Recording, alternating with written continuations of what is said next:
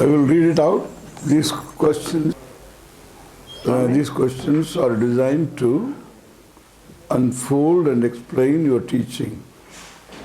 They are asked in the context of the teachings of Ramana Maharshi, with whom I am familiar from my Guru Papaji. 1. There is a fundamental question, who am I? Who are you?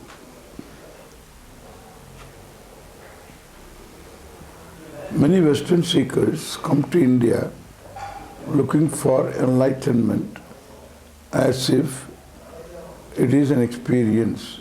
What is enlightenment?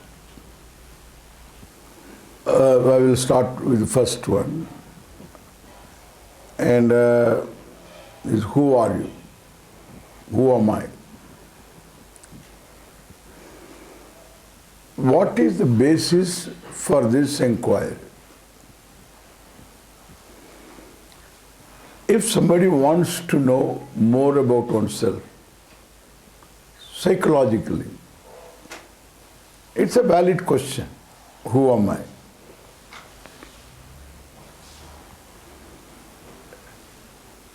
Because one has a certain experiences, childhood experiences, buried in the unconscious. One doesn't really know what they are. But one has the experience of being lonely in the midst of people. One is prone to anger, prone to varieties of emotions for which there are no real external situations. The same situation can be met with objectively. Why? There is anger, certain fear, over which you have no control. If I am asked to clap, I can clap. I can clap this way. I need not clap. The freedom is with me. The action is based upon my will. I do. I need not do. I can do it differently. So that's will-based. Suppose one is asked to be angry. I ask you to be angry. You can't be. Doesn't mean that you don't get anger. You get anger, but not consciously. So that means there is a cause for anger which lies in the unconscious. And therefore, if one wants to know about oneself more, then one can undergo psychoanalysis. Then having found out some problem being there, then one can undergo psychotherapy. What is this question, who am I? More than that, it presupposes that there is one I that we don't know. Therefore, this is called, we call it as Purushartha Nishchaya. What is it that you want? You analyze. That analysis is called Viveka.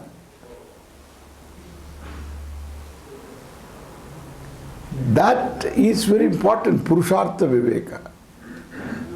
Purushartha means what is really sought after by people. Everybody is a seeker. Who is not a seeker? Somebody wants money, somebody wants power, somebody wants money and power. And everybody wants different forms of pleasure, simple sensory pleasure, aesthetic pleasure. Who doesn't want? So everybody wants. So all forms of pleasure, satisfaction. If somebody wants to buy another corporation, already this fellow heads a corporation. It's not for money. It's an ego satisfaction. The fellow has got money for generations. But he needs ego satisfaction and therefore he wants to be the head of another corporation. It's an ego trip. So it comes under karma. Money comes under artha. So through artha you have satisfaction. Money is artha. Money, power, status, it's all artha. Therefore, these are the two pursuits, very common, universal.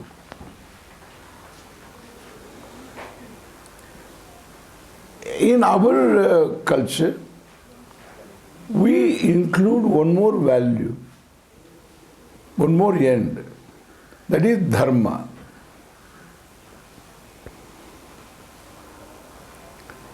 So one should be able to conform to dharma. What will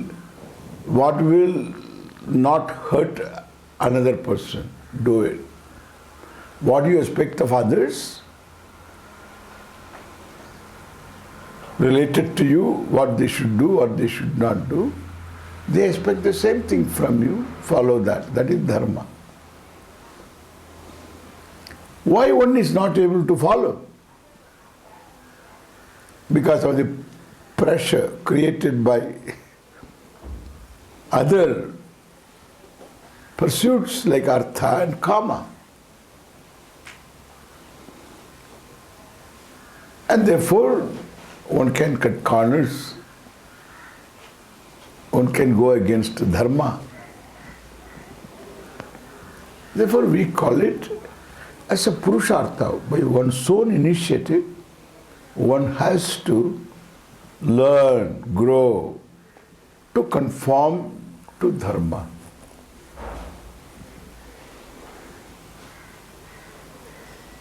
These are all purusharthas. Purushartha means human ends. The ends that we need to accomplish, we want to accomplish. All right. Can it change the status of being a seeker? That's where the inquiry begins. That question, can it change my status of being a seeker? I have a certain self-identity. In this self-identity, my body, mind, sense complex plays a very important role. I am as good as this body is, mind is. How much I know, what skills I have, what was my past. All this constitute my individuality. This is me.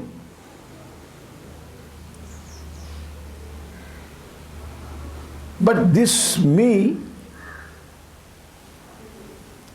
is, any which way you look at, is limited,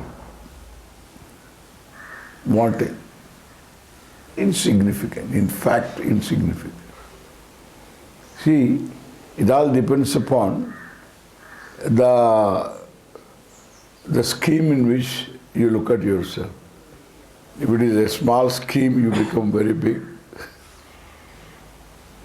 If what is taken into account, the planet, Mother Earth itself becomes a pixel, not even a pixel. And there, the continent, the state,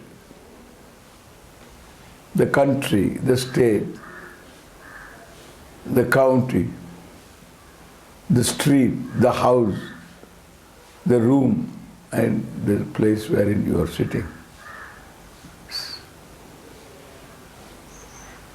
The Mother Earth itself cannot be indicated by a picture.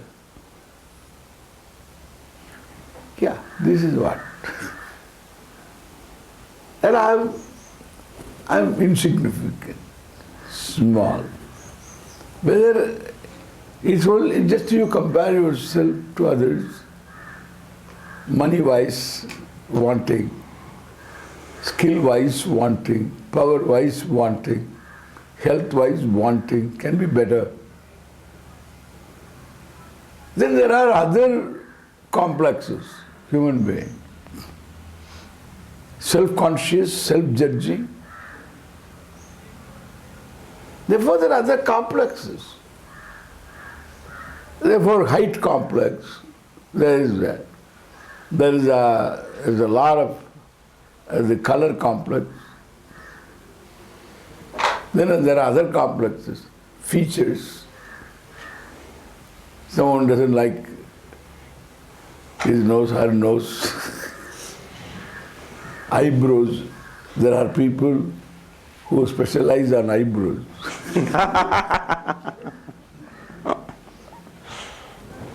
Yeah, others eyebrows.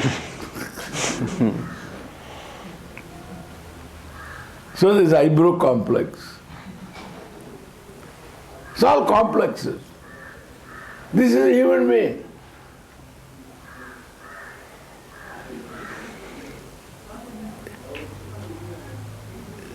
Therefore, the situation is, I am wanting.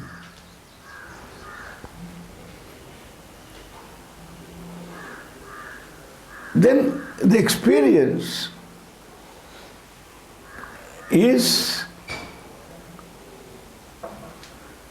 that in spite of my being a wanting person, all through lifetime, all our desires are not fulfilled. And therefore, there is no chance of taking myself to be a successful person. Because desires unfulfilled are more than desires fulfilled. Even you are a person who is globally aware. You want the people to be different. You want the governments to be different. You want the political leadership to be more enlightened. The religious leadership to be more enlightened. All these are desires, unfulfilled desires. And some of them cannot be fulfilled.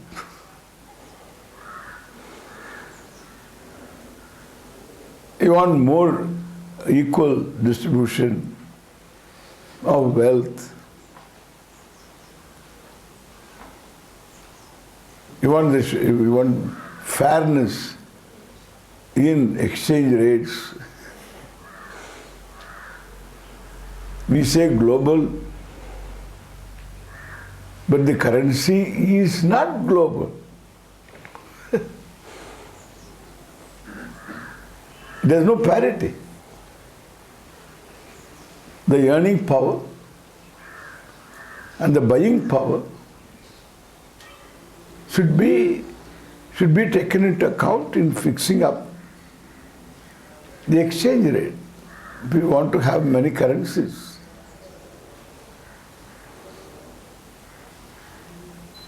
But that's not taken into account.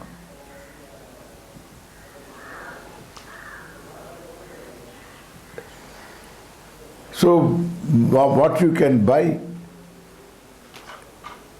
here in rupees, you cannot buy the same thing in England,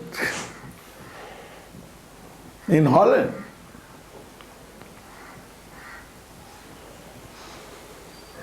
What you cannot buy by your currency there, a given thing, that for the same currency you can buy here. So, there is no parity. So you want everything to be different. If you are aware of what's going on, the more you are aware, more desires are there. There are many spheres of desires. Therefore, I am dissatisfied person. Therefore, self cannot be accepted. This is me. And I can't accept myself. When I can't accept myself, the whole life is a seeking of accepting myself.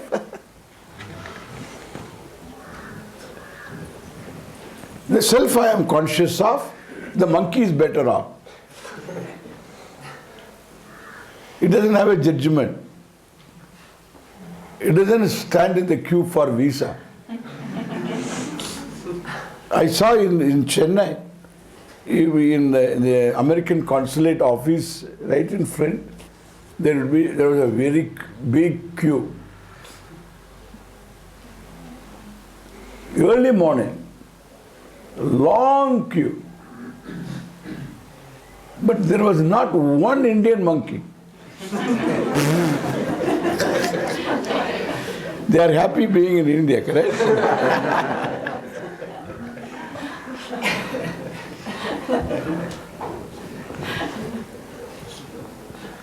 You pretend to be a monkey.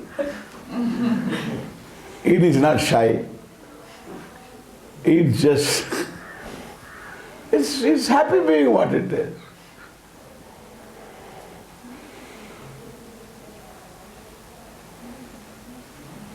What is this evolution nonsense? If you tell the monkey that I am your evolute, he will laugh at us. Look at this fellow, the evolute.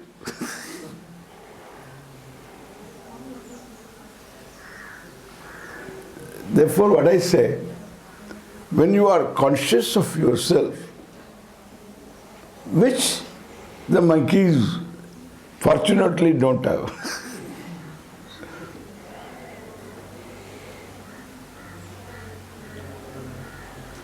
Then the self you are conscious of is not acceptable. It is wanting. This is the truth. Therefore, in life I am seeking myself to be acceptable. Neither money, it's not money. Through money I want to accept myself. Through others I want to accept myself. Through the social concept of what, the societal concept of what is success, I want to achieve that so that I can be accepted. But still achieving that, till I am unacceptable. Because I am limited, I am wanting, nothing will free me from being limited. No addition. By the time this fellow reaches a goal of earning so much money, he can't enjoy it. By the time he has got all stomach ulcers, heart problem, sugar, so he can't enjoy.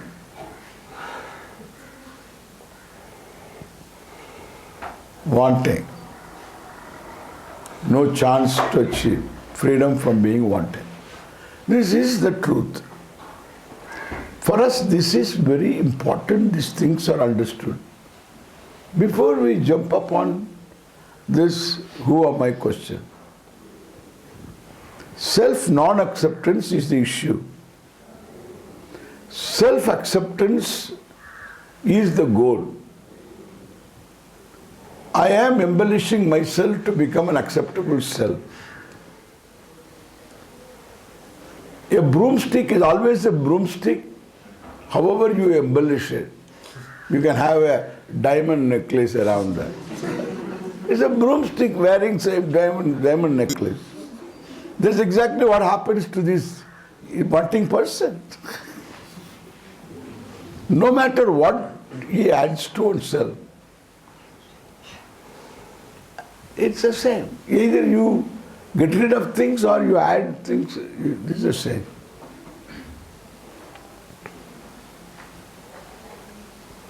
Therefore, there is no such thing as freedom.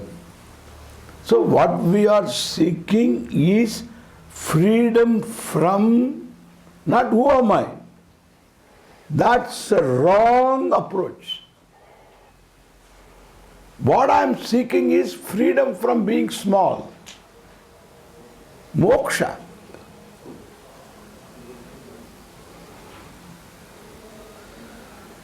Moksha from what? Freedom from what? From myself. Freedom from, not myself, from my being small. That accounts for all our pursuits. All pursuits, all forms of pursuit. I want to be free from being nobody.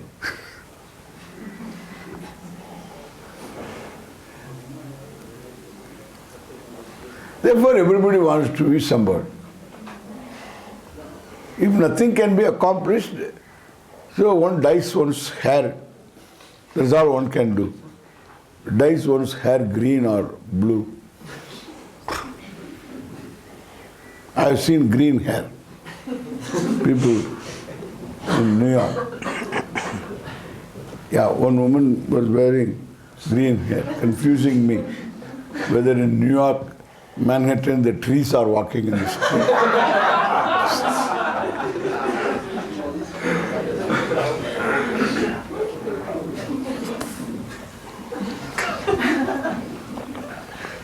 So, if that kind of freedom I'm seeking, this is called Purushartha Nischaya. I want freedom from being a seeker.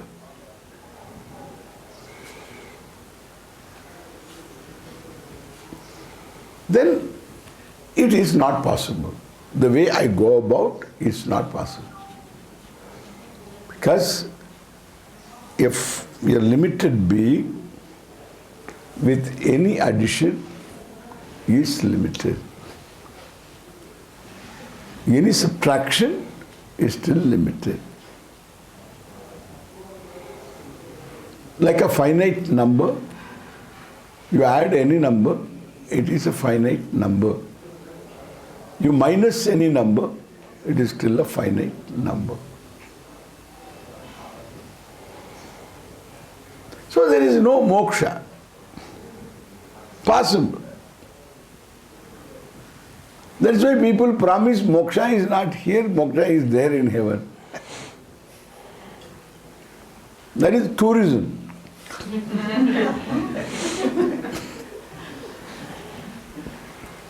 It's a pure tourism promotion. So you come here, then you go there, you will enjoy. Again you will be the individual then. If you are not an individual, you are not going anywhere. If you are an individual, wherever you go, you are there. Therefore you have to deal with yourself.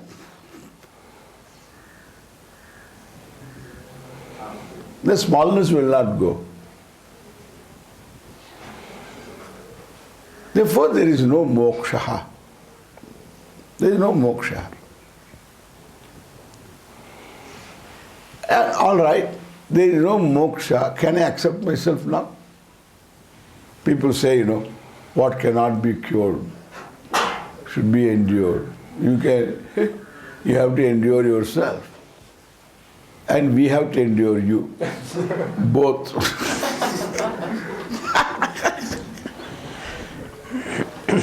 Just endurance.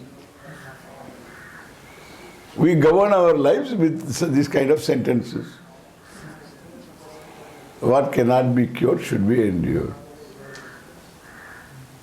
The existential philosophy.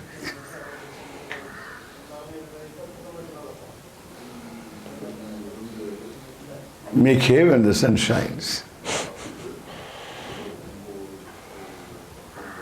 Grab as much as you can.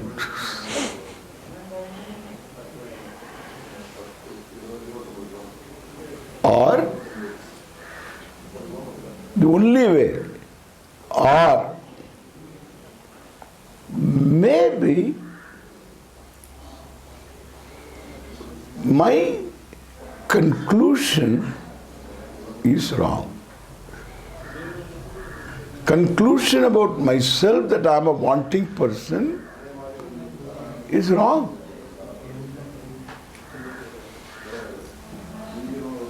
I am wanting from a standpoint. If I look at myself through my body, through my mind, through my senses, I am bound to be wanting. I am designed to be wanting.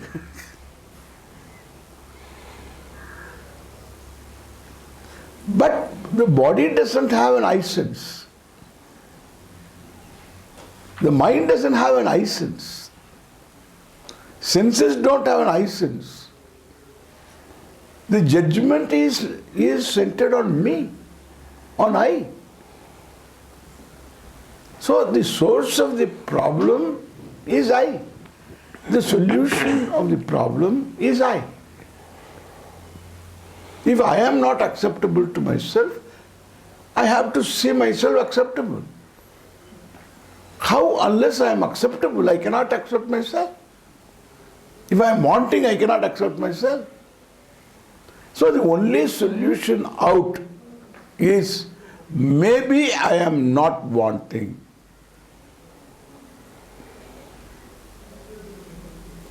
The window for such a supposition is my own experience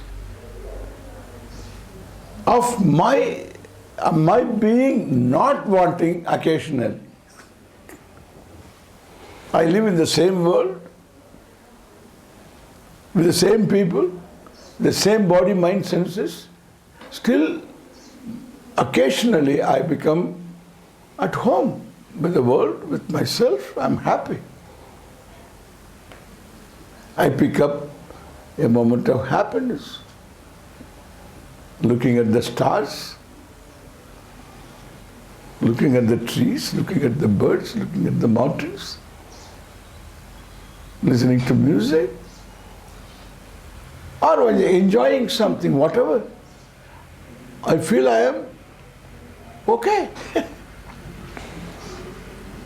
So in spite of my having all the unfulfilled desires embedded in that very personality, that is me, with all angularities, in spite of all that, I just see myself in a light that is the most desirable. Experience. So you have the experience of being different, desirably different.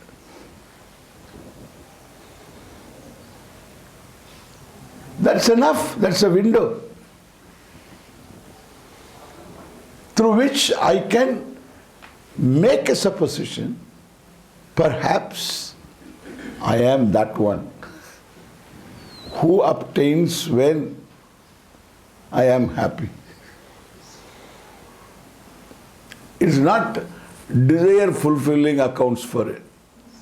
Sometimes you fulfill a desire, you feel you feel so unhappy.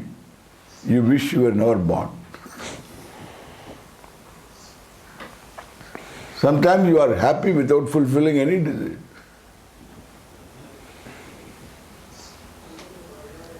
You don't require to fulfill a desire.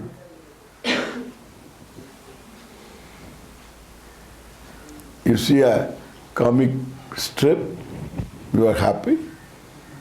You listen to a slapstick joke, you become happy. Slapstick means you need not think. Become happy.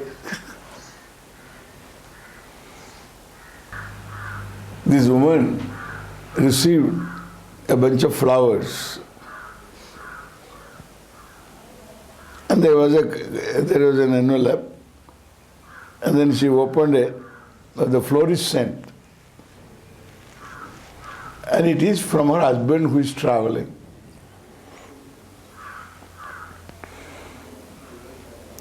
And she wanted to see the message. The message was no. What is no? The message was no.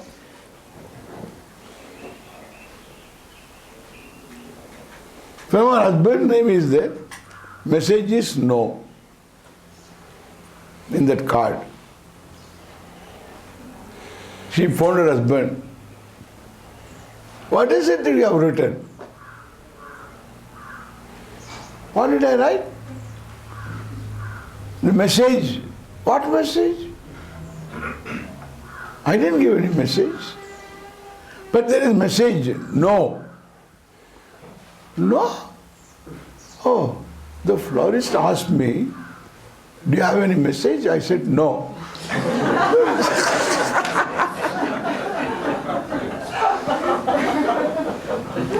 And yeah, that is the message. Is there a message? He said, no.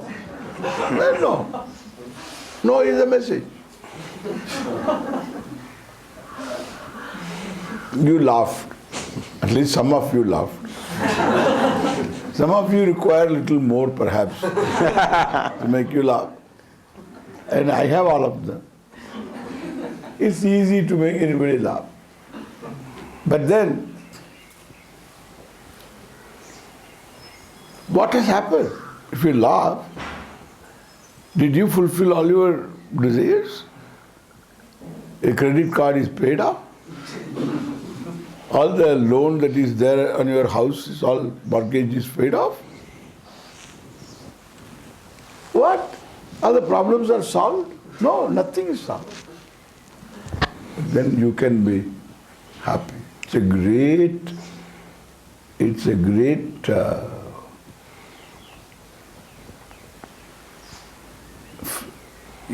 a thing to really examine. It's an experience to be examined. An experience is as good as what you know about it. Experience is dumb like a stone. It doesn't reveal anything. Just experience. You have to know what it is all about. I was traveling with somebody in this Indian Airlines from Chennai to Delhi. I was going to Rishikesh. I was in the corner seat. In the middle seat there was a huge fellow. He couldn't fit in. And he has to remove the handrest. Then only he could fit in. And there was a third guy also. Packed. I am pushed to the corner. Little more push, I will be out. So this is that kind of a situation. And this guy, after a few minutes, picks up a conversation with me. And I learn he's from Australia. He has got an address. He wants to meet a Swami. So where is that? No, I'm going to Rishikesh to meet a Swami. And then he gives me an address, pulls out a piece of paper and gives me the address. Do you know this Swami? Then I read what is written. Swami Dayananda. Purani Jadi. Rishikesh. This is my address. It is my address. No, he doesn't know. I am Swami Dayananda. He is experiencing me. He is talking to me. He is sitting on me.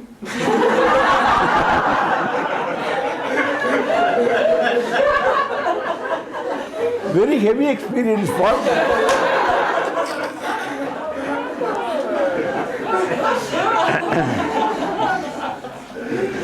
Dumb experience. Experience is dumb. Our whole samsara is experience. We are all experience hunters.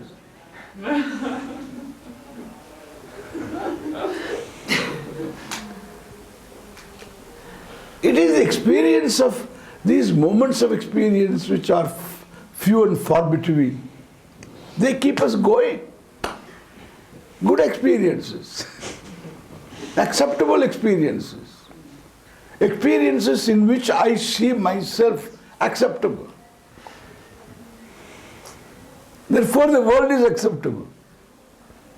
I live in the same good old world in which I am unhappy, in which I am searching for my acceptance. So I am, in the same world I see myself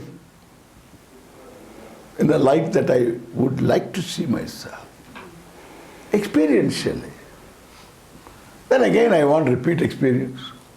I want better experience. And therefore, these fellows always will say, you will get bliss, be capital. You are on a trip. This is called spiritual trip. Realize the self.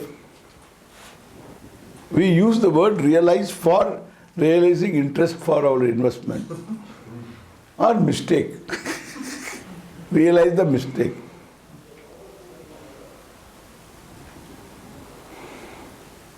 People use words, abuse words.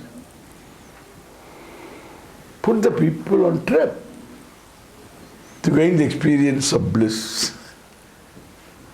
The problem is not lack of experience. The problem is whether the experience I seek, I have, whether that time, the experience time, the one who obtains experience means happiness experience. In that experience, the one who obtains is me and the world. We have no issues. Issue-free experience. Is that true? That that is happiness. I is not experiencing happiness. I is not different from experience of happiness. I am happiness. That is experience, centered on I. It's not an object. I see a flower. A flower is an object. And I am happy seeing the flower. And then happiness is not in the flower or in me. It's me. That's what experience is, centered on me. Is this me? Or the other, wanting me is me? Because that seems to be more lasting than this one. Therefore, that fellow has been seeking for this self. This happy self, that fellow is seeking. Therefore, the non-happy unacceptable, wanting self is seeking to be this self. Very clear. If that is real, this is only experience. For some time it is suspended. The suspension of that wanting I is given fact. It's given to us so that we can experience. If you cannot suspend it, you can't be happy. In my audience, I saw one person. Everybody laughs. Sometimes I'm very jocular, and then I see, as I keep talking, I see a lot of funny things. I keep telling. Everybody is laughing. This one doesn't laugh. So this one, why it doesn't laugh? There must be some reason. Then tight lip. And all that. Laughter is inside, but nothing comes out. Therefore, there is a dental complex. It's definite. Then I thought that I should crack this person. Then I crack a slapstick, and then she laughs. Then afterwards she closes it. Because she committed a mistake. Because she doesn't accept the alignment of the teeth. It's a dental complex. She doesn't accept. Nobody is going to notice if she is not self-aware, self-conscious. And therefore, then afterwards, that means you can't be happy. See that truth. You can't be happy being one who is not acceptable to you. Dentally not acceptable. Correct? But when she forgets that complex, because it is an entertained notion, therefore it can be suspended and crack the person. And then sometimes it's gone. That complex is dropped. It's a notion. You can always drop. She dropped the notion, she laughs. Afterwards she remembers herself. Yo.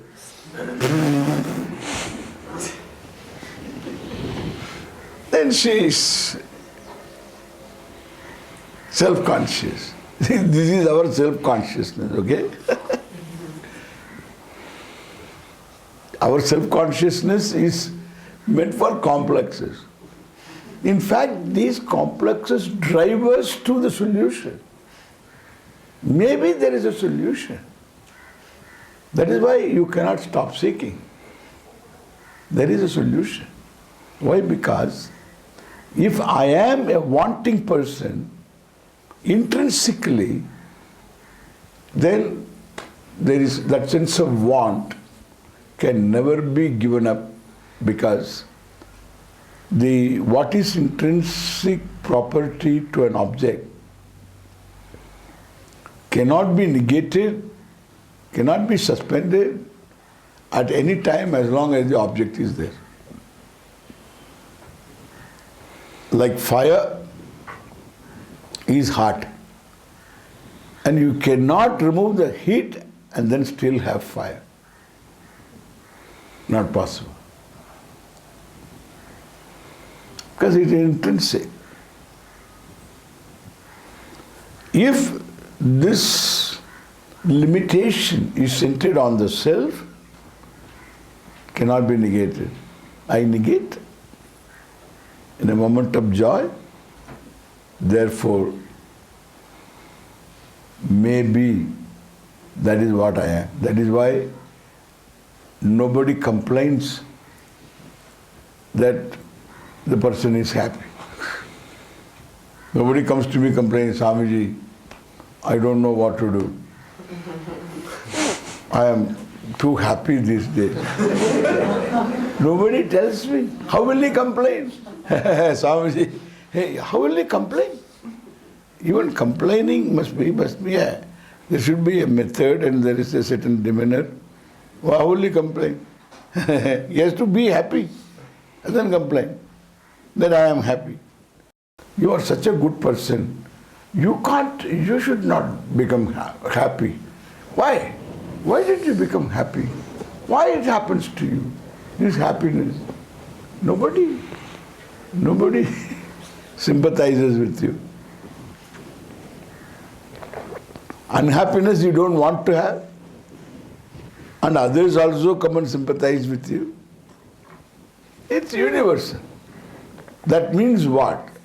That means the self that obtains during my happiness, during the experience of happiness, is the desired self, desirable self. That's what I want to be.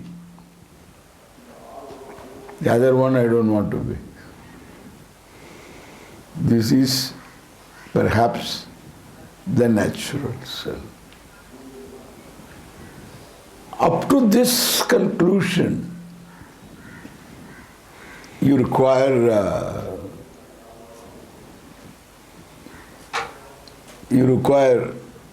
your own thinking, or you can get somebody's help in this kind of thinking, but this is born of thinking. And afterwards, that means if I am the problem, I am the solution. Then will come in your life all the paperbacks available.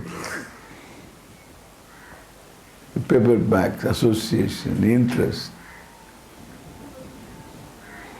So then perhaps this is what I am. I should know who I am. You understand now? So who I am is not my purushartha. It's not what I want. What I want is, I want to be free from being small. That means I have to be the whole. I have to be the limitless. That means there should be nothing other than me. So it's a big issue. So there you start the journey. This is what we say, vriddha vyavahara. The elders in the society. There are people in the society who are seeking. The paperbacks are from them. So they are seeking, they have got some knowledge, and then in India we have this seeking. Therefore there are sadhus who burn their boats and then search for this. We have a culture. In America I will be a hobo. Hobo. You have heard about hobo? No? Hobo means you have no job, you have no bank balance, you have no family, and just you travel in freight trucks, trains without ticket. Like kind of hippie. He's called hobo. In America, suppose they ask me question, somebody asks me question, do you have a job? No. Do you have a family? No. Do you have bank balance? No. Have some inheritance or something? No. Oh, you are a hobo. Yes.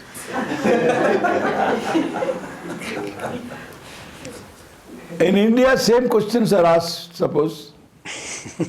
I say, no job, no money, no family.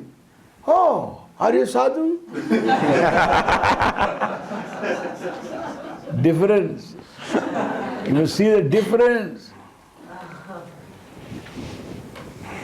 That gives rise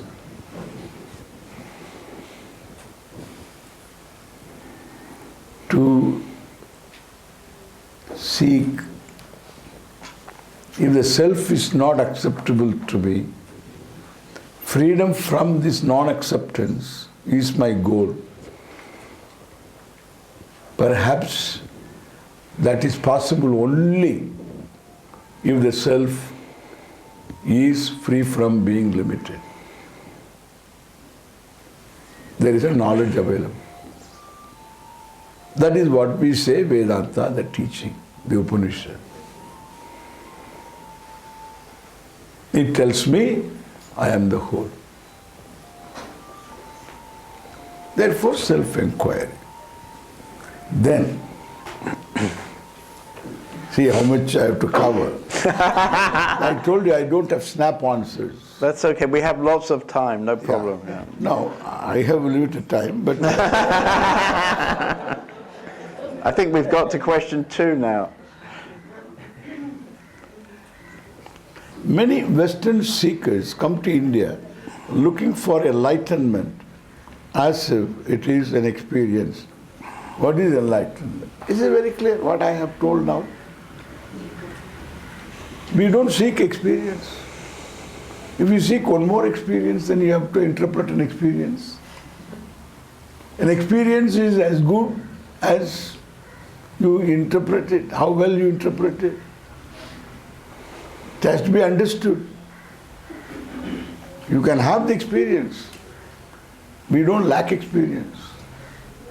See, one thing I'm telling you. See, I am seeing you, you are seeing me. This is one unit experience. In this unit experience, there is subject, there is object. This subject-object is opposed to each other. This is duality. And this is going to be there all the time. If you resolve it for the time being, you don't become enlightened. You can resolve subject-object, in sleep it happens. In a moment, so it can be resolved. There is no subject-object. That's all. The head is empty. Empty head is not enlightened head. It is a lightened head. Okay? It is an empty head. Then what is enlightened? This subject-object is true because there is one which is the subject, which is also the object. That is enlightenment. That is knowledge. How that is possible? Because the subject is the knower. And the knower has got an object. That's all he can know. So what he can objectify, he knows. If the subject and the object are both one and the same, the person doesn't have a means of knowing, needs another means of knowing. That's what Vedanta is. That's why I say that we need to know certain basics before we seek anything. We need to know some basics.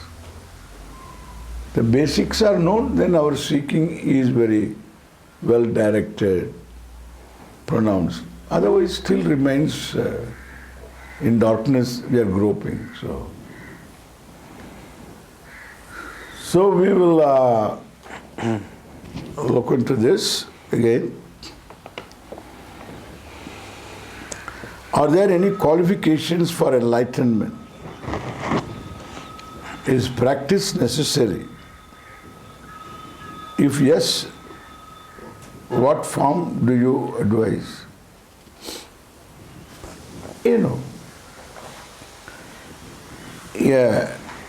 A human being should become human first. Then only all this will come.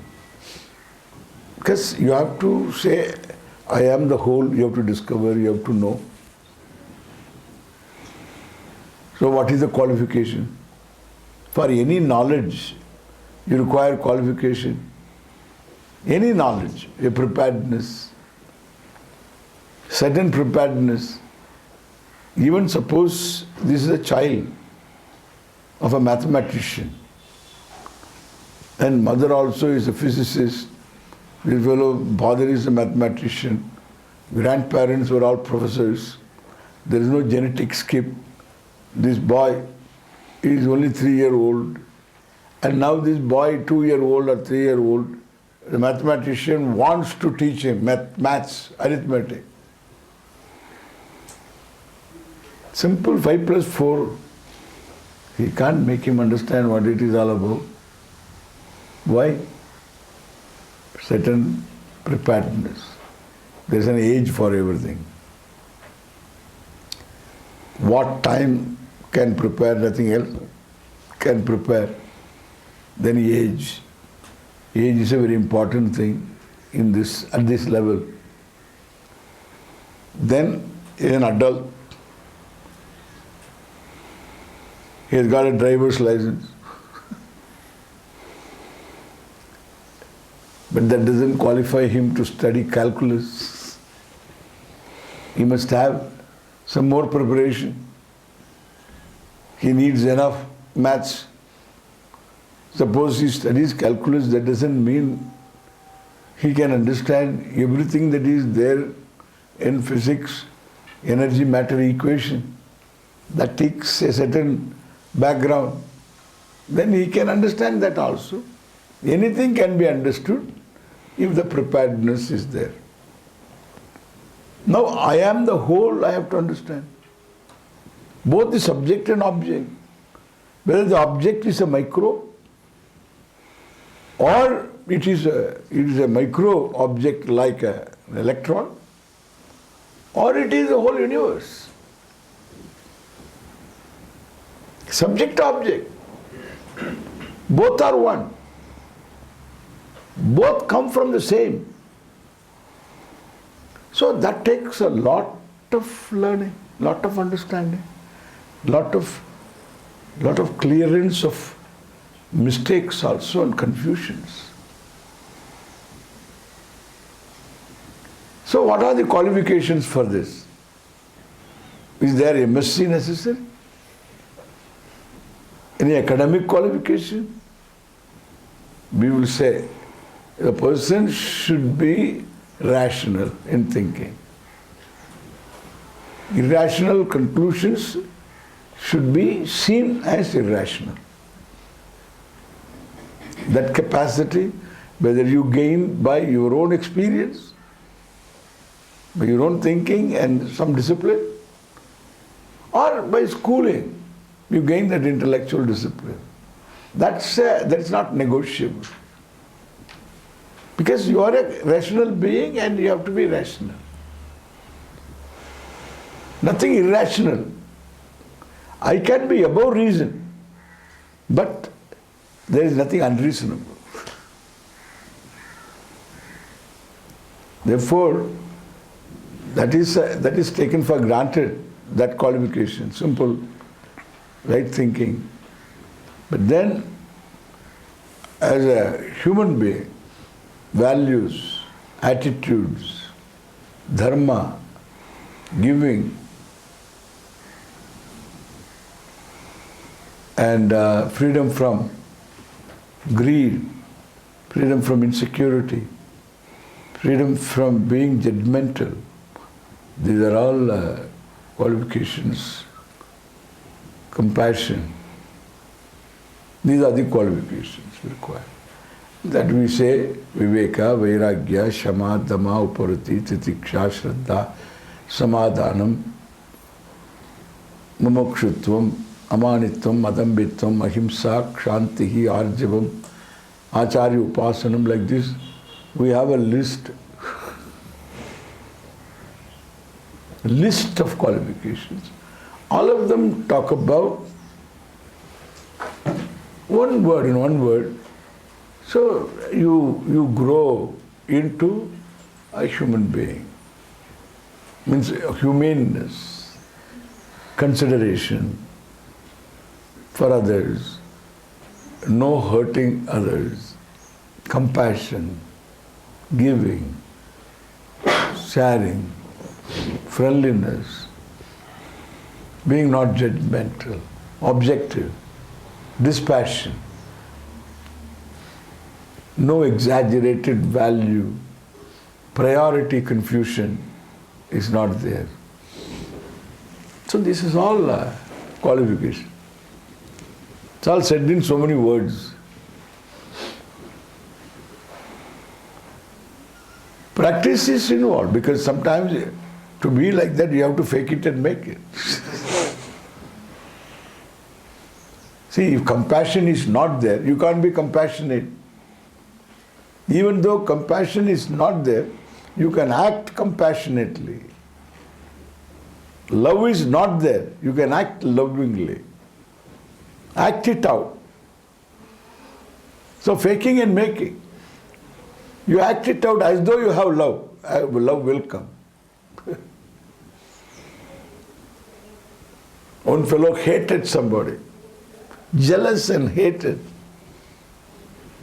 And he didn't want to have this hatred. I told him, give this fellow daily one rose. Tell him that what Swami told me, that I should do this because I hate you.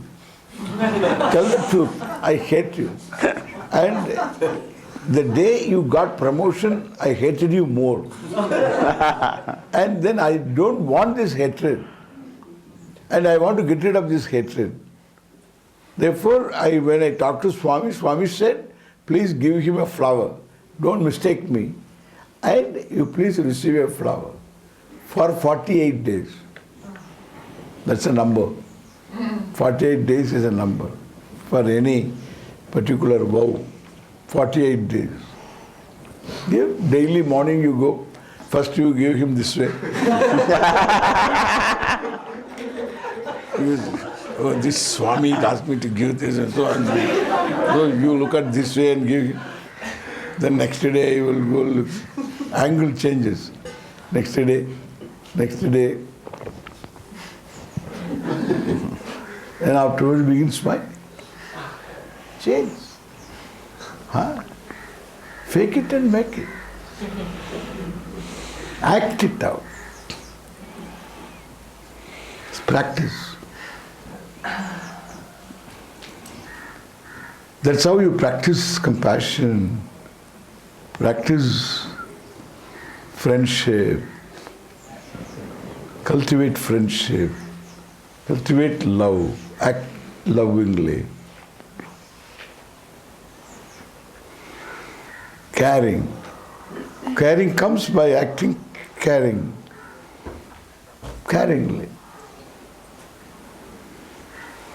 So you are, these are all your natural traits. It is all connected to your own wholeness, your own completeness. Love, compassion, all this connected to your completeness. That's why they are desirable qualities. People don't know why it is so. Therefore, a lot of practices.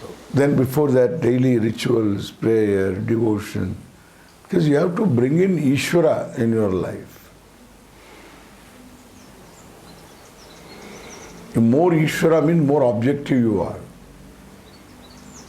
That's a big topic. And these are all preparation. The pursuit of knowledge goes along with this.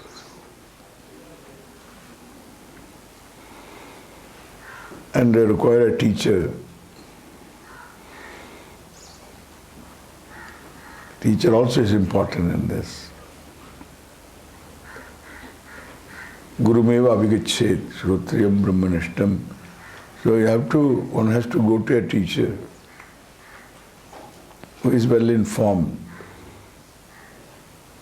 who is a shrotriya, who is a teacher, who himself had a teacher, and that person had a teacher. because there is a certain methodology involved in this. So there's a secret also. Secret in the sense the methodology is never handed over by words. It grows upon you under the teacher.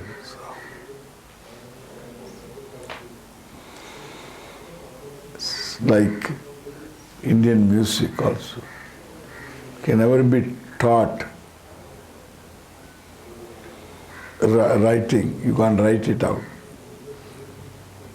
It has to grow upon you over a period of time.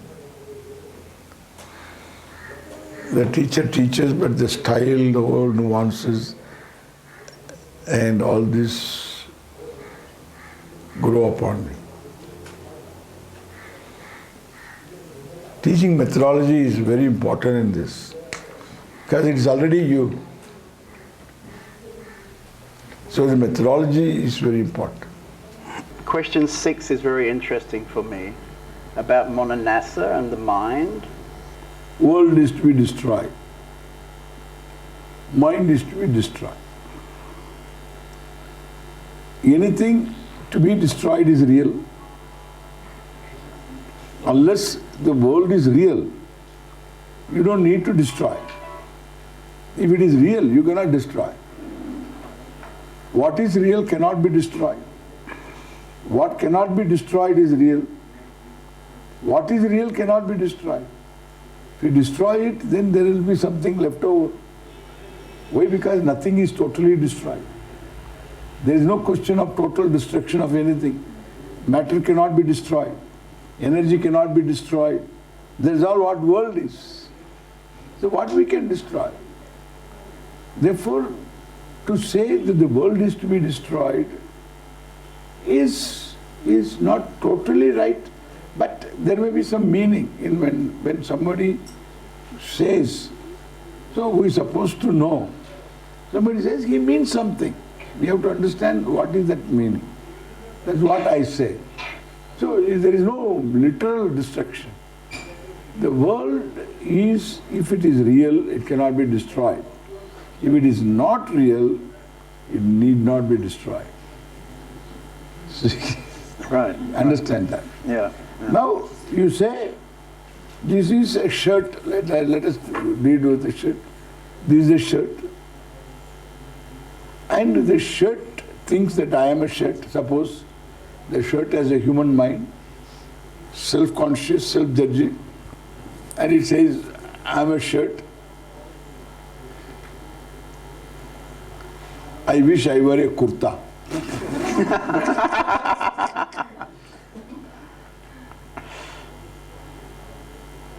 Then I say, you have to realize the self. To the shirt. And the shirt says how to realize the self. The self is told, you must destroy your mind. You must destroy the shirt and the shirt world. The world of fabrics. Then you will realize. What will you realize? The shirt, it cannot be dismissed as non-existent. It cannot be said also it is existent. Why? Because the shirt is fabric. You can't imagine a shirt without thinking of fabric. The weight of the shirt is the weight of fabric. The quality of the shirt is the quality of the fabric. The touch of shirt is the shirt of fabric. The fabric is silken shirt. If it is cotton, cotton shirt. Where is the shirt? It is not on the fabric, it is not sitting on the fabric. It is not besides the fabric. It is not inside the fabric. The shirt is useful. It cannot be dismissed as non-existent. It doesn't self-exist. And its being is the fabric. Therefore, shirt is mithya. It draws its being from what is there. What is there is fabric, and it draws its being from the fabric. Fabric also is mithya. Yarn is Satyam. The reality is yarn. Yarn is also Mithya. The fibers are Satyam. Fibers are Mithya. The molecules are Satyam. The molecule is Mithya. Atoms are Satyam. Atom is Mithya. The particle is Satyam. The particle is Mithya. The content of the particle is Satyam. Whatever it is.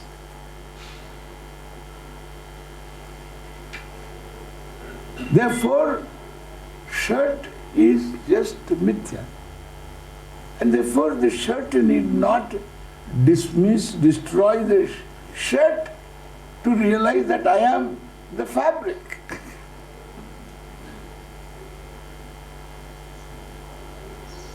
So wrong expression of words, and it will put you on a trip. You will find the world doesn't go. Suppose I say the world is to be destroyed, you will be trying to destroy the world, and you will find you cannot destroy the world. And mind should go. Why should it go? The mind doesn't stay, it has no staying power. Mind is thoughts. If it is thoughts, a thought doesn't stay more than a moment. It's wonderful because the mind is great because it doesn't stay. You can see motion because the mind doesn't stay. Suppose the mind, the thought moves slowly. Suppose you see my hand moving, you will see my hand coming like this. Like in some animations. In India, someone made these animations of Ramayana. Rama goes to the forest.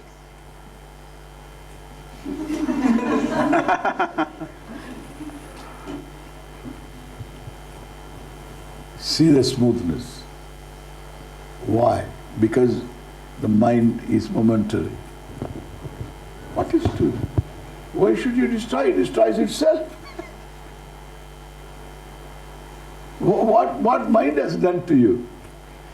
The mind has nothing to do with the problem. The problem is centered on I. Mind is not I. Mind is I. In fact, I am not the mind. Everything is I. I am free from everything. This is the truth. In this is the truth to be recognized as such. Therefore, this mano nasha and the drishya nasha is I. It's a particular prakriya, it's a methodology of turning the person towards oneself, towards himself. It's a bit loud for the recording. Vanda.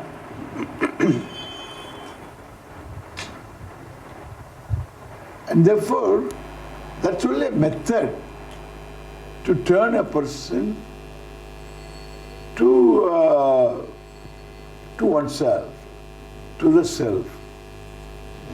Turn one's attention to the self. So you withdraw from drishya, from the world. You withdraw. From the world of objects, you objectify, and you turn towards yourself, the self. So some kind of a prakriya, some kind of a method. And this method we use only to find a way to separate the I from drishya, from what you objectify. So what you objectify, the self is not what you objectify. So it's a methodology. It's not mind, manonasha. Mind is not an issue. Therefore, if mind has to be destroyed, then after destruction, how the person is going to talk? Swami, this is a very important point because, as you know, in the Buddhist tradition, They're all sitting, looking for no mind. This is so when they say no mind, so what do they mean? The thought-free mind. When they say no mind, thought-free mind, a thought-free mind is an empty mind. Not a destroyed mind. Yeah, not destroyed mind. If it is destroyed mind, you can't have a thought afterwards. They are working for a no thought means they are finished, whole life is gone. Because there will be thought always. Only in sleep there is no thought. No particular thought. In dream there is thought. In waking there will be thought. When you look out there is thought. When you close your eyes there is thought. When you can stop thinking, why should you stop thinking? Problem is wrong thinking. No thinking doesn't solve the problem. Wrong thinking solves the problem. A fellow commits a mistake in simple arithmetic. And then the teacher says it is your mind. Therefore he wants to have a no mind so that he will have arithmetic knowledge. Wrong thinking is the problem. The whole thing is that there is a problem is the problem. We are solving a problem that doesn't exist. If it exists, you can't solve it. If it doesn't exist, then you should see that there doesn't exist. I am not a problem.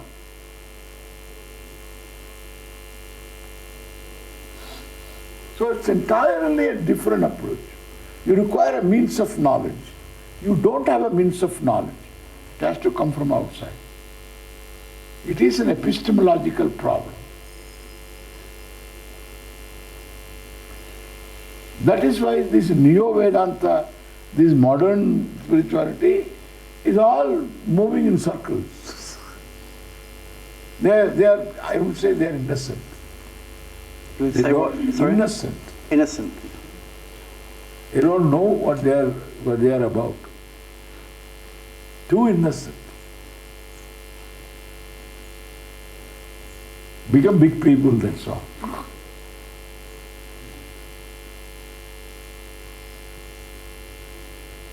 Just words.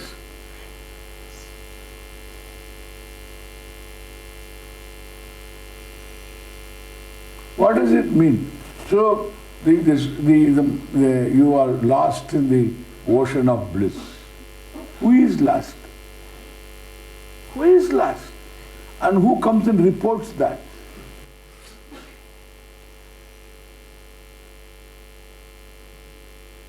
They give examples. A salted dog enters into the ocean to measure the depth of the ocean. Can the salted dog measure the depth? It gets dissolved. Therefore, finished. There is only ocean. Who is to tell that? Salted dog is already gone. Who is to tell? This kind of examples are very arresting the attention of people. Fascinating. Doesn't contain any grain of truth.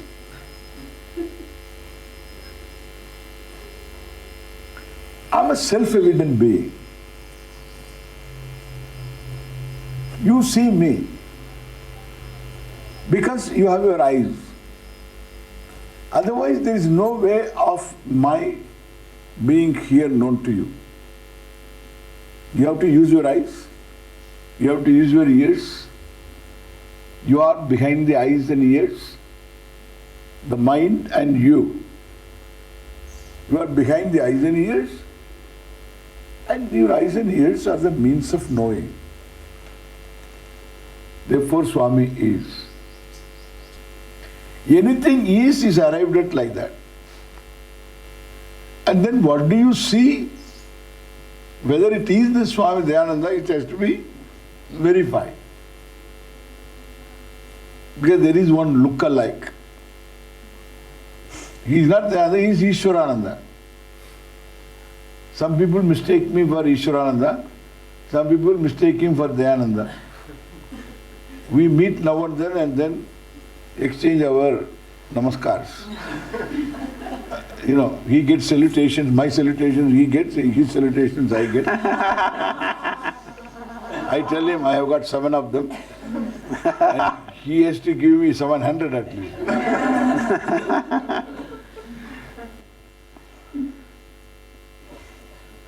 We settle account. Get mistaken. Therefore, you have to, this is called valid means of knowledge.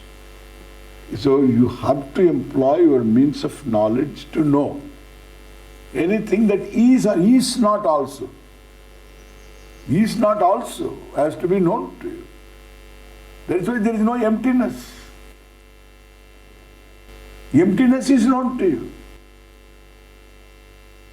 There is no emptiness. They have to spend all their lifetime. They can't even be free. That is why if you ask this meditator, Buddhist meditator, you ask him. So somebody says, I love you. I love you. Because he should not move. I love you. Tension. So much tension. That kind of love is so tension. Tension-filled love. I love you. I love you too.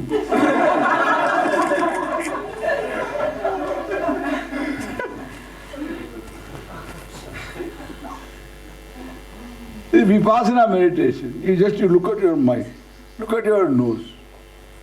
What will happen? Looking at all this, what happens? Enlightened. Whole day look at the mind, afterwards you lose your linear thinking. Afterwards dull. Every day you do meditation like that, you become duller and duller and duller. Then afterwards you can't think. Useless. It is good just to be aware. That is a good thing. That much alone. That much alone. Alertness. They are not fidgeting. And then I saw one Swami talking. There are 5 senses. All the time he talks, what he does and what he talks has no connection. Goes on telling. Atma is Satchidananda, Brahman, wisdom. Should be useful to him. A certain alertness, being conscious about what you do, what you say. We emphasize on cheshta, your cheshta, yukta cheshta. Anything that you do, consciously you do. Especially walk. Whatever you talk, make sure you have a topic to talk, number 1.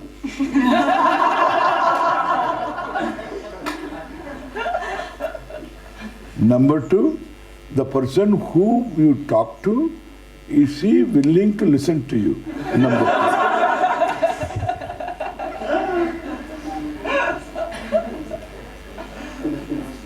Thirdly, you and your pressure. Your pressure to talk something. That is third. You come third. That is how Sanskrit is. Prathama Purushaha. The translation is first person. But Prathama Purusha is third person. The topic.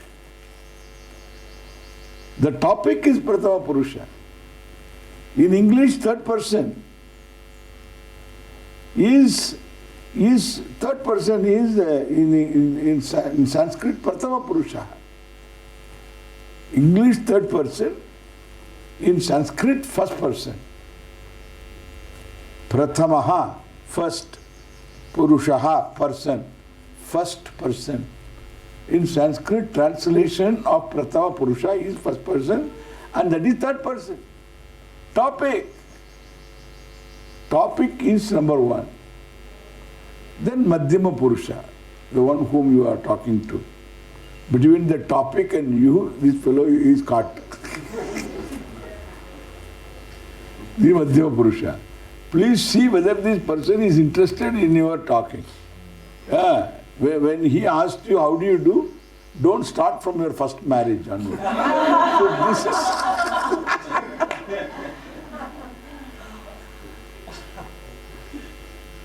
Just a question. How do you do? Happen to meet you, how do you do? You have to say, how do you do, and go.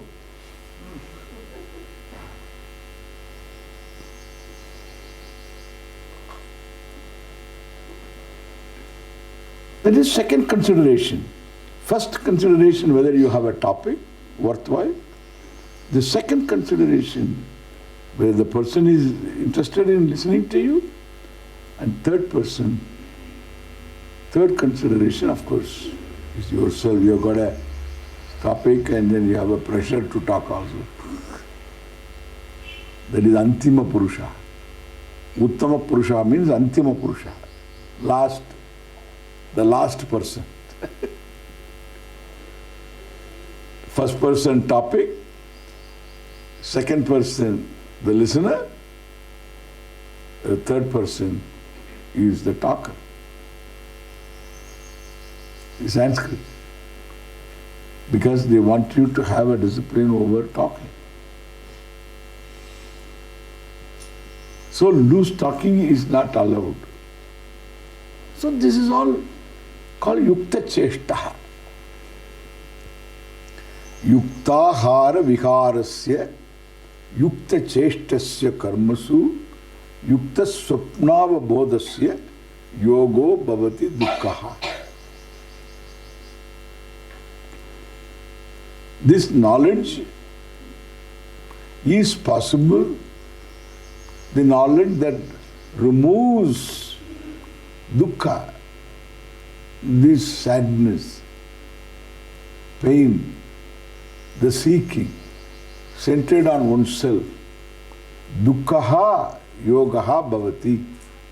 That yoga of knowledge will take place. For whom? Yuktahara viharasya.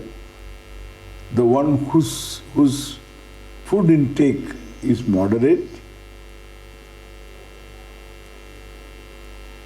the one who is very conscious about all activities,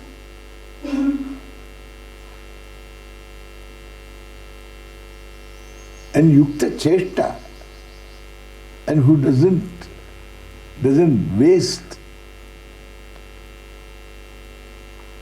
One doesn't waste one's energy in fidgeting. Yukta swapnava bodhasya, the one who doesn't sleep too much, and the one who has no sleep, moderate sleep, and alert during the waking hours. So not sleeping and then during the whole day the fellow is sleepy. They don't accept that. So that's accepted. Nothing more. Therefore, neither it is possible to destroy mind, because it doesn't stay for you to do any destruction work. It doesn't stay, it's momentary. Which they say. This will say that Kshanika Vijnanam. If it is momentary, then why do you want to control that? Who will control? The controller also Kshanikam. He is also momentary. Therefore, the whole thing is wrong thinking. You are self-evident. You exist, that is why you can arrive at my existence. If your existence is to be arrived at, then to whom it becomes evident? The existence of the self becomes evident to whom? Everything becomes evident to the self. The self is self-existence, existence of the self is evident to the self. That is what is called self-evident. Now, we are removing from the self-evident self all wrong notions. That is called self-knowledge. And recognize what it is also. First negate what it is not, then recognize what it is. The negation itself that will be arrived at, because the negation is total. Therefore, we will, any part of the self which is available for objectification is not the self. Any part of the self that is available for objectification is not the self. It is not self. That is the first stage. The second stage is not self, is self. Whereas the self is, of course, not self, is not self. That is why there is a not self. The not self is self, the self is not self. In other words, a thought is myself, I am not the thought. The I thought as well as this thought. Vrittayastvakam vrittimashritaha vrittayo mano vidyakam manaha ahamayam kuto bhavati chinvataha ayipatatyakam nija vicharanam. This is all Ramana. Vrittayastvakam vrittimashritaha vrittayo mano vidyakam manaha ahamayam kuto bhavati chinvataha ayipatatyakam nija vicharanam ahaminasha bhajyakamahantaya spurati hritsvayam paramapurnasat idamakam pada bhikkyamanvaham ahamillina kepyalaya sattaya vigrahendriya. All his own verses. Vrittayastvakam vrittimashritaha. All thoughts form the mind. Vrittayaha. And they are centered on I thought. Because it's all my thoughts. Vrittayastvakam vrittimashrita. Aham vrittim, I thought. Ashritaha, centered on. Are thoughts. Therefore, the real mind is aham vritti. This is his thesis. This is a thesis. Therefore, all thoughts are centered on I thought. If thoughts are mind, and if the thoughts are based upon I thought, then I thought is the mind. And then when you inquire into the I thought, the thought goes away, only vastu is there. Ahamayam kuto bhavati chinvataha ayipatatyakam nija vicharanam. This is self-inquiry. When you begin to inquire what is this I, with the help of the teaching, that part of it we have to add there. Chinvataha is there. For a proper inquiring person, this ahankara, the ego, the inquirer himself resolves into the self-evident being, who is going to tell he is the whole, He is everything. He tells later.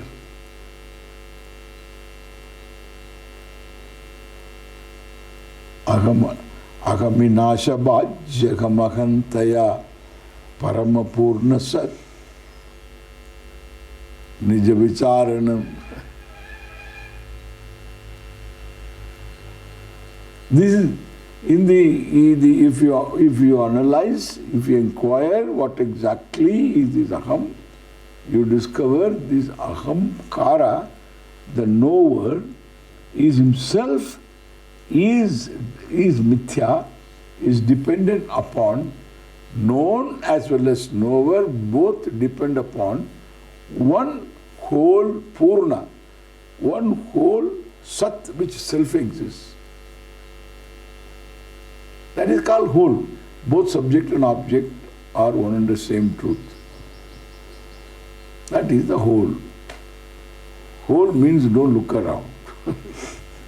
Whatever you see in front and then yourself, both are whole. The hearer and heard, the seer and seen, whole. That is why any small thing can also make you happy. You see some microbes through the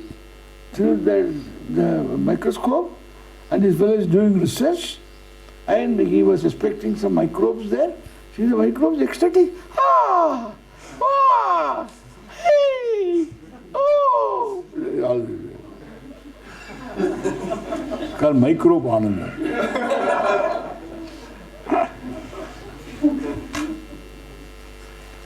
And then he was looking at the sky and then I want to find out something. And then also it is the same. Ah! Oh, and all that. Subject, object, whole. Whether it is a micro or it is the cosmos, it's one reality, subject, object. That's what he says. In that very place where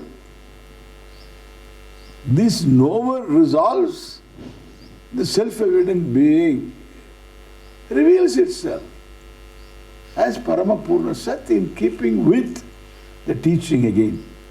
All these words are important there. I mean, one becomes the meaning of the teaching. Because it is self-evident. All the notions all drop off. That is the nature of knowledge, self-knowledge. So, you can understand why I am allergic to some expressions and some forms and yeah. Number 7, perhaps? This is another thesis, the Vasana thesis. In the teaching tradition itself, we have got mention of vasanas. And the vasana is the orientation. The orientation. The subject-object orientation.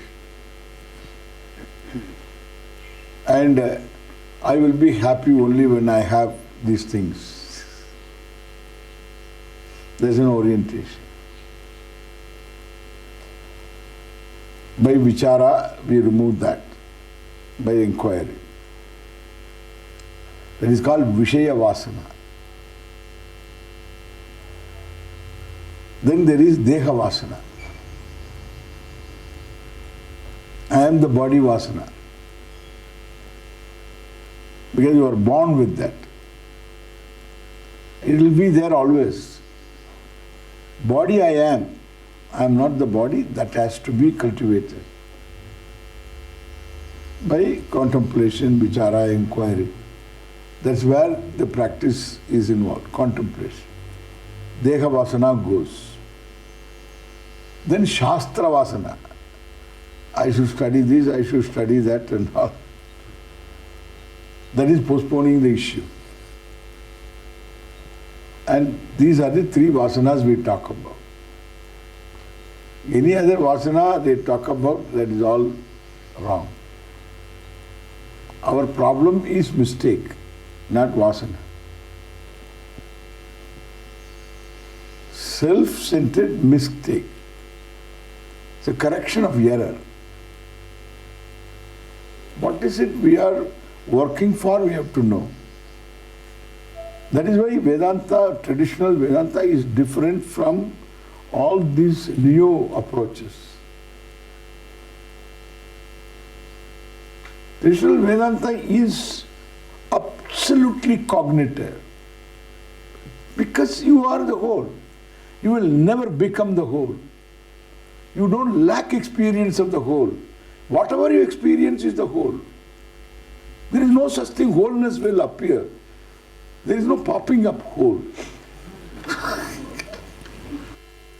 If one has a traditional teacher, the Upanishad says, Acharyavan Purusho Veda. The one who has got a traditional teacher knows what it is all about. It's 100% sure. Huh? Acharyavan Purusha Veda.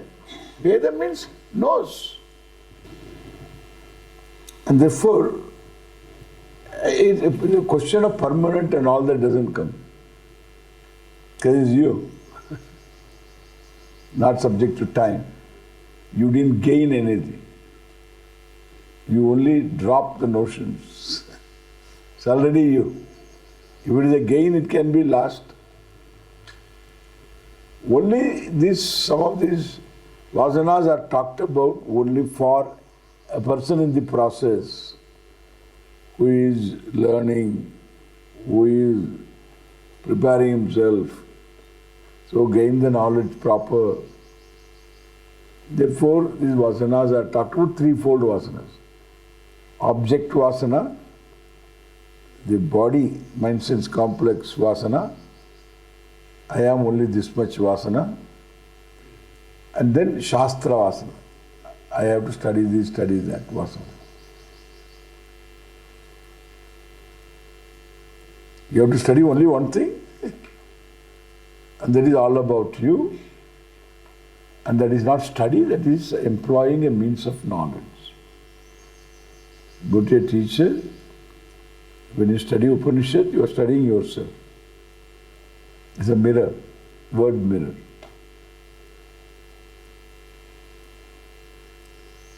So that person, one who doesn't have any more wrong notion, is called Jivan Mukta. Living is free. So living implies body, mind, sense, complex. That means thinking, hunger, thirst, normal life. Yeah.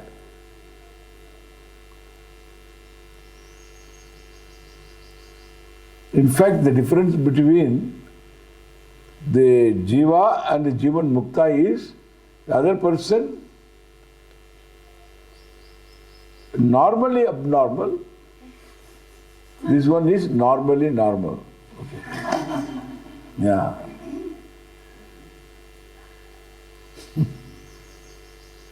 There is the only difference. Normally abnormal means everybody else is confused, therefore he is okay.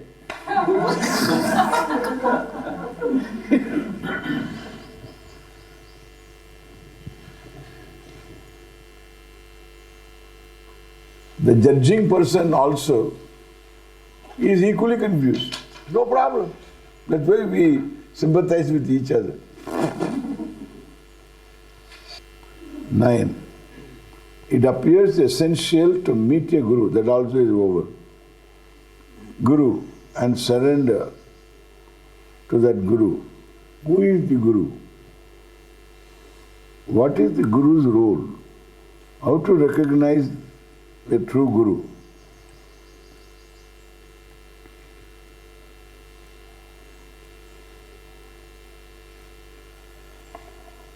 This is what I just now I am telling. Guru is the teacher. The Mahavakya Upadesha Karta Guruhu. The one who teaches the Mahavakya, the equation, you are you are the whole, you are Ishvara. That sentence raises contradiction because you are an individual, Ishvara is all, Ishvara is all knowing, you are small knowing. How I can be Ishvara? This contradiction is raised and then resolved.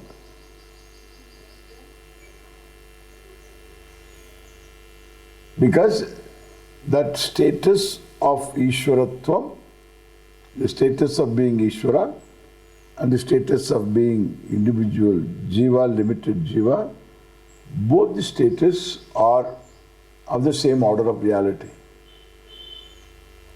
That order of reality doesn't exist independently.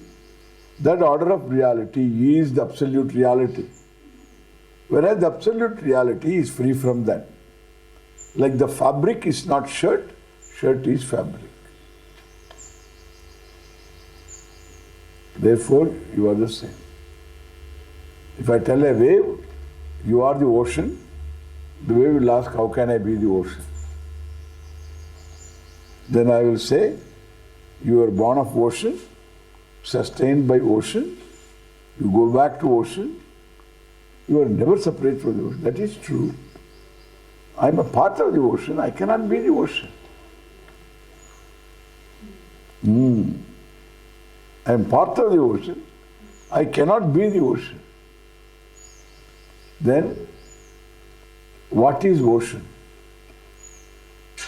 Let us try to find out ocean. Where is ocean? What is there is water, correct? Water, water, water everywhere. Then what is wave? Again, the top of the wave is water, middle of it is water, all of wave is water, there is only water. Therefore, that is the Atma of the wave, Atma of the ocean. It is only H2O. The wave has to know that. The wave cannot know because it doesn't have a self-evident self. And therefore it has no problem also. If it has a human mind, there will be self-evident self, it can know. Then it has to know, it will be immediately say, I am the self, which is self-revealing and reveals everything. I am the whole. So, the one who teaches this is the Guru. Ye Shrotriyam Brahmanishtam Gurumeva Vigacche. Go to a teacher who is very well informed, who has teachers. Upstarts don't go to. Leave them alone. Do namaskar to them and leave them alone. Don't learn from them. They can inspire you. If somebody says, I have not studied anywhere, you can say, yes, thank you. Never quote an exception. Always quote the rule. The exception is always there to every rule.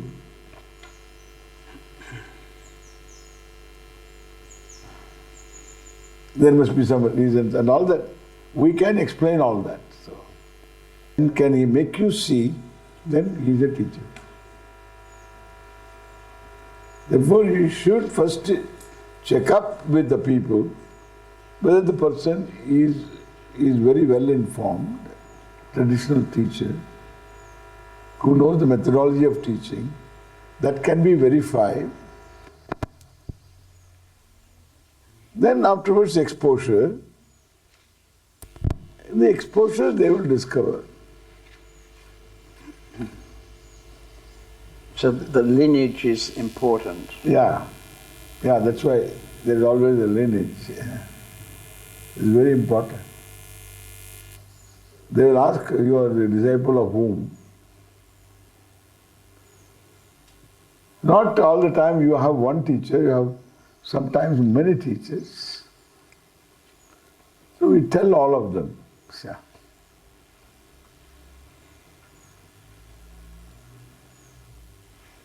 In my case it was like that. So we trace all the sources of hell. At every stage somebody is necessary. Somebody helps us. So we have different stages in this. Unless one gets the right teacher at the right time. So. Swami, does the teacher come when I'm ready, or do I look for the teacher when I'm ready? They say that. They say if you are ready, teacher will come. That's not correct. No.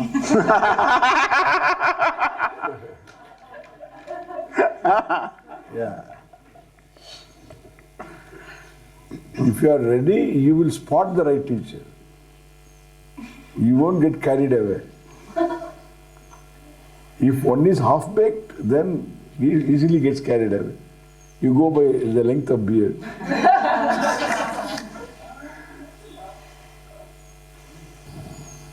Traditionally, devotees had tremendous devotion to the Guru. Please say something about devotion in the pursuit of awakening.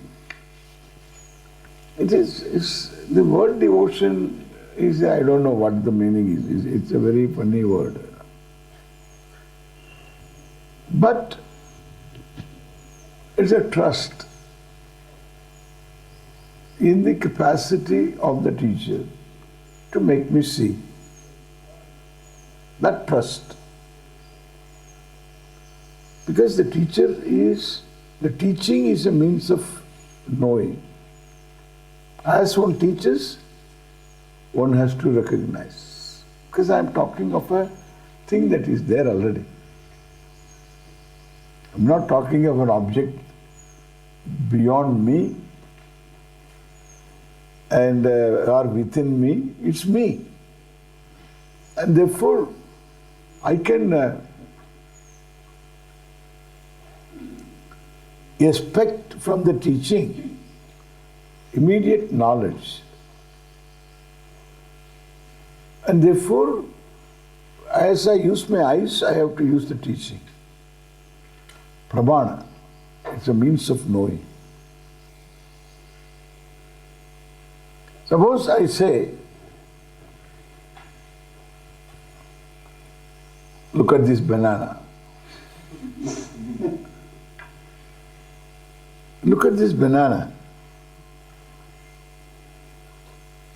Yeah. The green banana.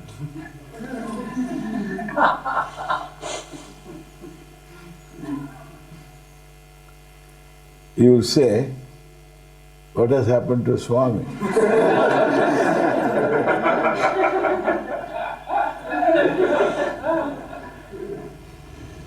Suppose you wish the Swami was right.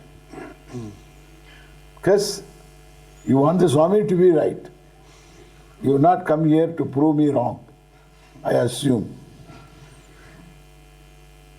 You want the Swami to be right, but you can't oblige your own thinking. Because Swami is not right. Why? I have no choice. You have no choice. You don't will this to be banana or orange. It is orange. Your will has no place. There is knowing. Will doesn't play a role in knowing. Eyes are open, object is there in front, lighted properly.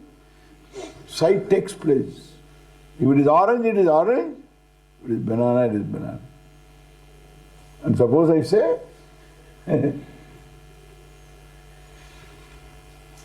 look at the bunch of oranges.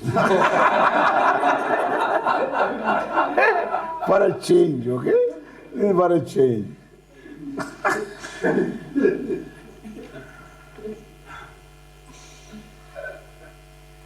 What choice do you have? You don't have a choice. And therefore you surrender totally to your eyes, correct? Your surrender, your Atma, ego, Manaha, everything is just at the altar of your eyes. That's how knowledge takes place. The teacher is like that. While teaching takes place, there is no teacher or teaching, only teaching is there. Teacher goes, only the topic, and you see the topic. While teaching takes place, and the topic is you. This is what we say surrender. It's not authority. Surrender to an authority. There's a problem also.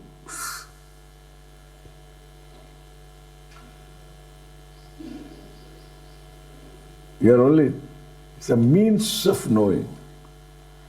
And therefore total trust in the teaching and one who handles the teaching both. It's called Shraddha. Shastrasya Guruvakyasya Satya Buddhihi Shraddha. There is no word in English for Shraddha.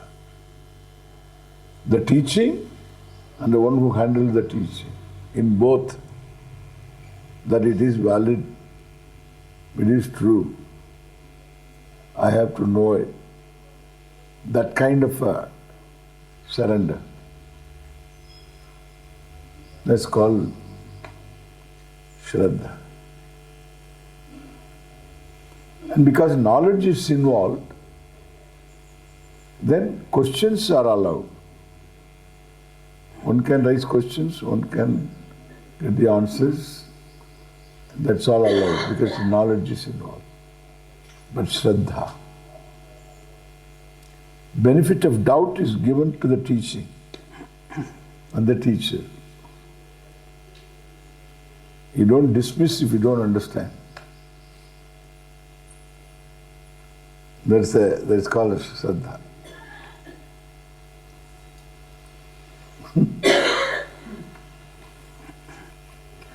Seekers often have curious ideas about the enlightened state. Please describe your typical day and how you perceive the world.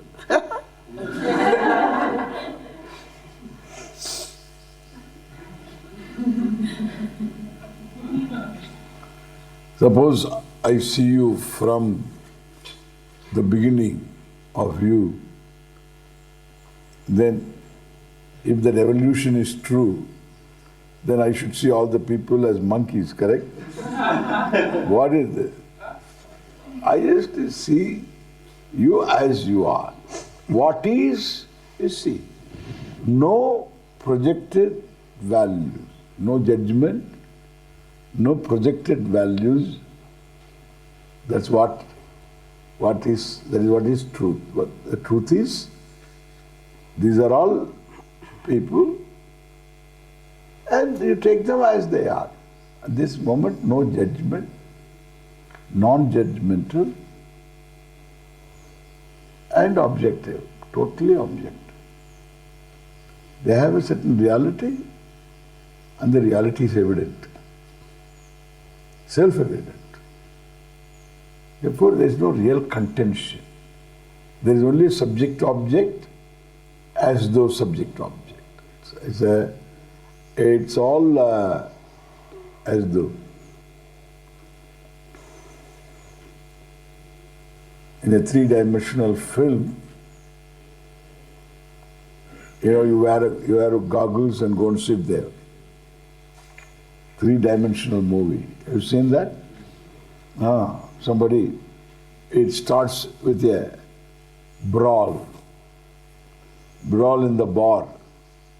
Somebody throws an orange, and somebody throws the soda bottle. It comes directly to you. You have gone there with a bag of popcorn on your lap, and you have gone there for an reverse realist because you duck into your popcorn. And then you remember it is theatre. Then you want to know whether somebody has seen you. The one who is around. But, luckily that will also duck. So, you have a break, okay? You are relieved. We are in good company. This will take place for some time, correct? Then afterwards, you know that it is no three-dimensional, three-dimensional. Then afterwards you begin to enjoy, relax and enjoy. But never lose sight of the truth of the three-dimensional movement. That's what it is. Can I ask something, Swami? We've been sitting together for some time now, and from the very beginning, it felt very energetic here.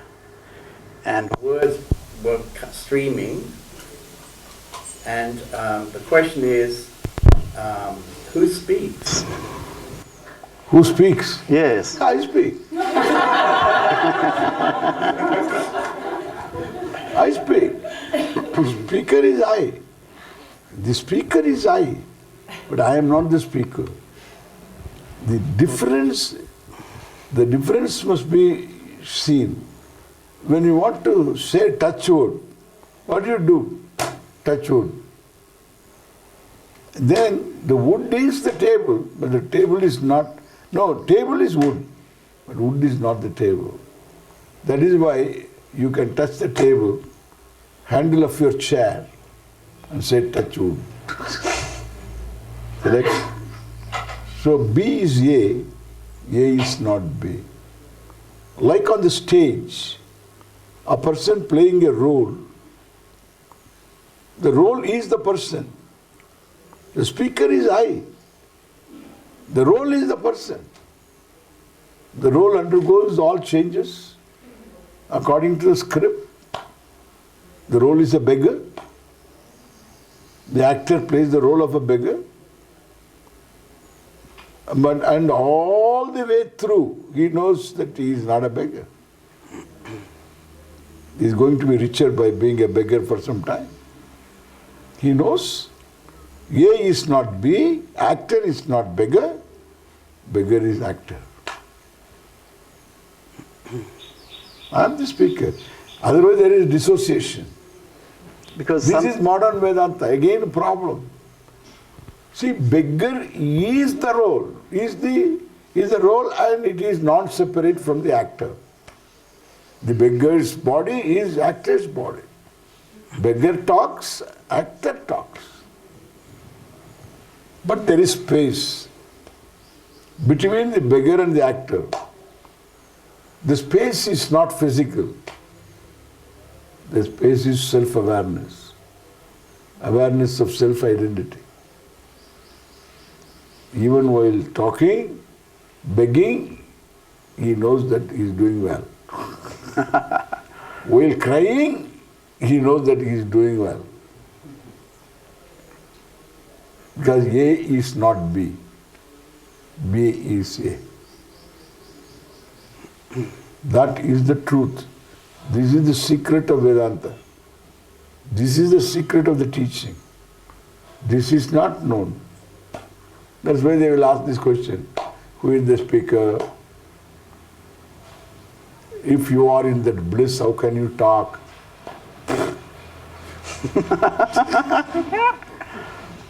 All bunker.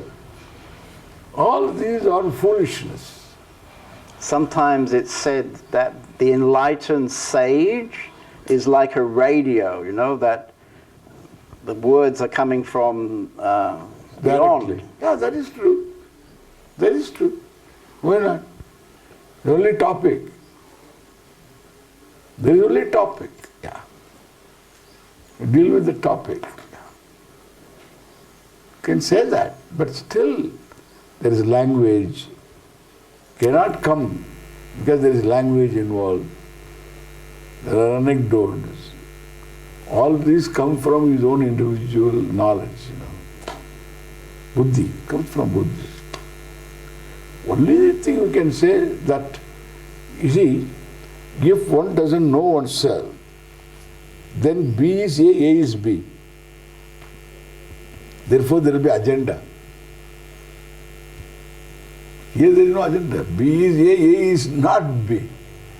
That awareness makes the whole thing free. Yeah. And during this last Yeah. hours, it's like talking to nobody. Yeah. Nobody's talking. Yeah. Talking to nobody. That's not true. It's not true. I'm talking to you. I'm talking to all the people. Yeah, nobody talking means I will be in mental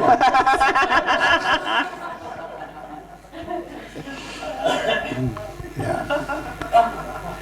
I'm talking to people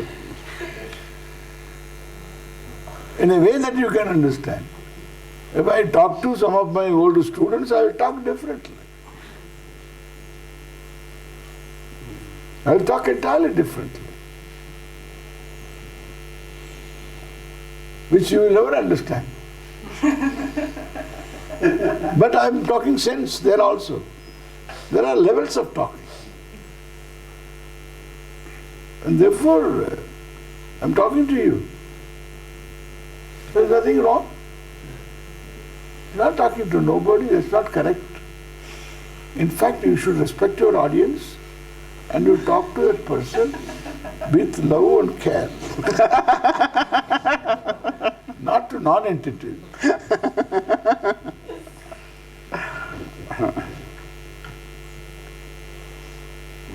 So, Only one question left now. you have given a profound discourse on awakening. When you would meet someone with a passion for awakening, what would your short advice be?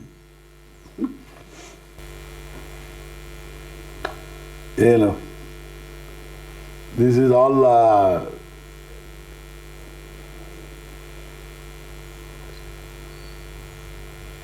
being alive to what is. What is truth. Even what you see is also truth. What is what you see, what you know, that's called what is. It's all truth. What is truth. In this, what is the truth? And what is it that draws its peculiar existence from the truth? So this is the whole awakening. So awakening is not anything special. It's not that sitting under a tree awakening takes place. Sitting under a tree awakening is, after some time you will get a drop on your head. And that is the awakening.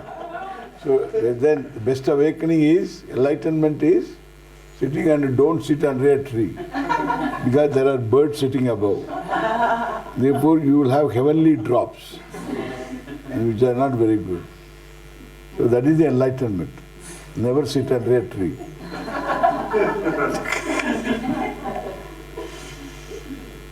Yeah. Awakening is seeing more than what I see.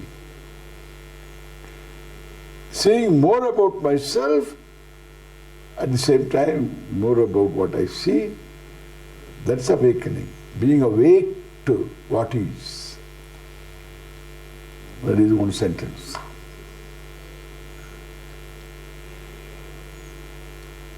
Have a good lunch. Thank you. Om Shanti Shanti Shanti.